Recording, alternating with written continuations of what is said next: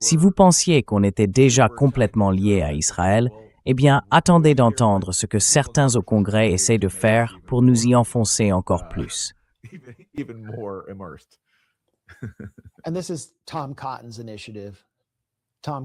Et ça, c'est l'initiative de Tom Cotton.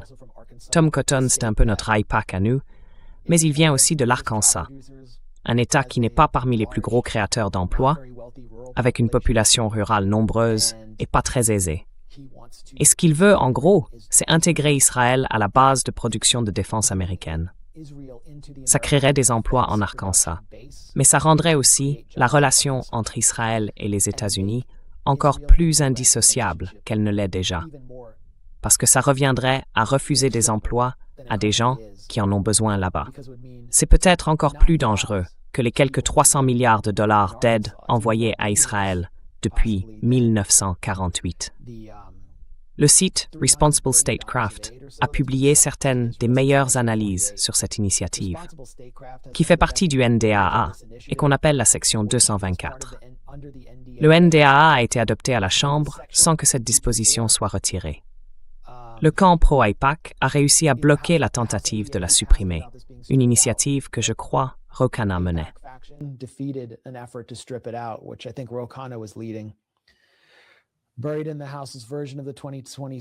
Dans la version de la Chambre du projet de loi sur l'autorisation de la défense nationale pour 2027, on trouve une disposition appelée « Initiative de coopération technologique en matière de défense entre les États-Unis et Israël ».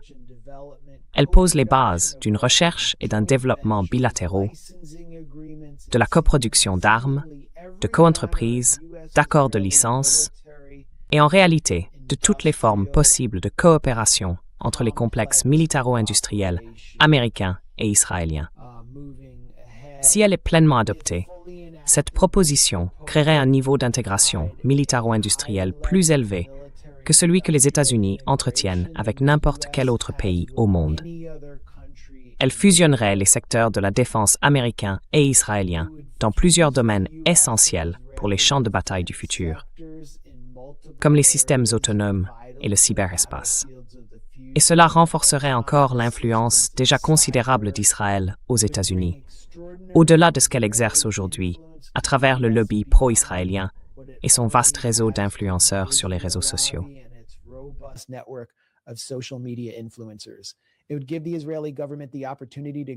Cela donnerait au gouvernement israélien la possibilité d'élargir considérablement l'un des leviers d'influence les plus puissants dans la politique américaine, les emplois aux États-Unis. En développant ou en lançant de nouvelles usines de coproduction, comme celle qu'il a déjà dans le Mississippi et l'Arkansas, le gouvernement israélien pourrait se vanter de créer des emplois sur le sol américain. Et ainsi, il gagnerait des alliés parmi les membres du Congrès qui représentent les circonscriptions où ces emplois se trouvent. Et puis tout ça est complètement opaque. Je veux dire, ça échappe totalement à la transparence. Ça peut être dissimulé. Tous ces accords peuvent être cachés derrière des programmes de sécurité nationale. Mais je pense que le point essentiel, c'est que les emplois dépendront de la coopération avec Israël. Suspendre les livraisons d'armes à Israël ou remettre en question cette relation privilégiée reviendrait alors à priver des milliers et des milliers d'Américains de leur emploi, surtout dans les États pauvres et conservateurs. Et c'est bien ça le but. C'est exactement le but.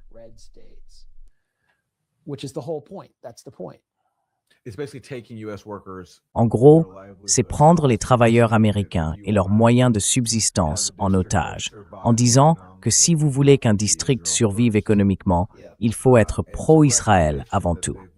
Et ça montre bien qu'ils ont perdu le soutien total du public. Donc, la seule façon de maintenir l'aide américaine à Israël, de faire tourner la machine de mort israélienne, c'est de la lier directement à la vie économique des travailleurs américains. J'imagine que c'était inévitable. Et ça veut aussi dire que jusque-là, il y avait chaque année quelques votes symboliques où Israël ne pouvait recevoir de l'aide que s'il respectait les obligations américaines et les lois sur les droits humains. Mais maintenant, c'est fini. Ce ne sera même plus nécessaire, parce qu'Israël deviendra en gros une extension officielle du gouvernement américain. official appendage of the U.S. government. I mean, there's been this debate over the years. Je veux dire, ce débat existe depuis des années. Qui contrôle qui? Et je pense que depuis le 7 octobre, il devient de plus en plus évident que c'est Israël, avec ses différents relais et ses groupes d'influence aux États-Unis, qui, d'une certaine manière, occupe le gouvernement américain et ses institutions. Mais j'en viens de plus en plus à penser qu'on ne peut plus vraiment les séparer, qu'ils ont fini par s'intégrer. L'élite du pouvoir qui dirige les États-Unis s'est en quelque sorte fondue dans ce système de domination sioniste. Et maintenant, tout cela va être formalisé à travers la loi de défense nationale, le NDAA, en 2027, avec la section 224 et une autre section moins examinée, la section 662. Encore une fois, c'est Responsible Statecraft.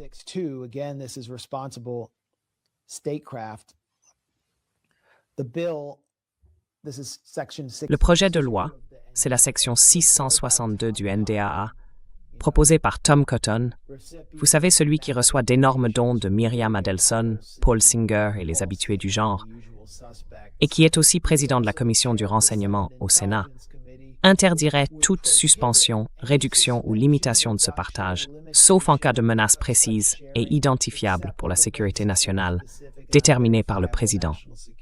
Toute exception de ce type devrait faire l'objet d'un rapport au Congrès dans un délai de 50 jours, détaillant non seulement la raison du changement, mais aussi les catégories d'informations concernées. Ce même rapport devrait inclure une évaluation de l'impact attendu sur la sécurité régionale et sur plusieurs autres aspects. En gros, ça rend pratiquement impossible de suspendre le partage du renseignement américain avec Israël.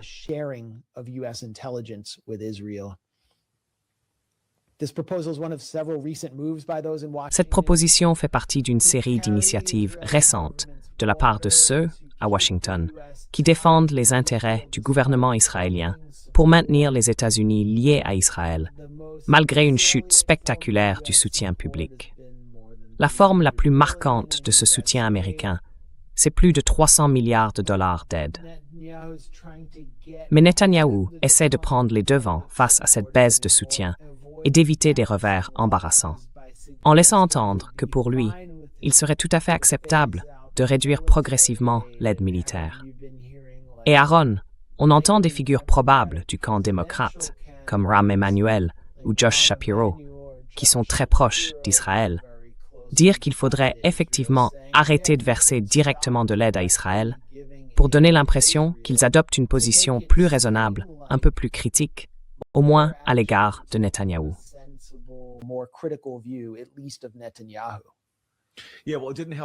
Oui, enfin, ça n'a pas vraiment aidé leur cause de faire semblant de prendre leur distance avec Israël, alors que Netanyahou a dit que c'était son idée.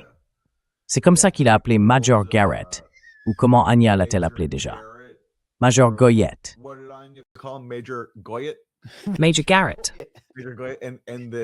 Major Garrett.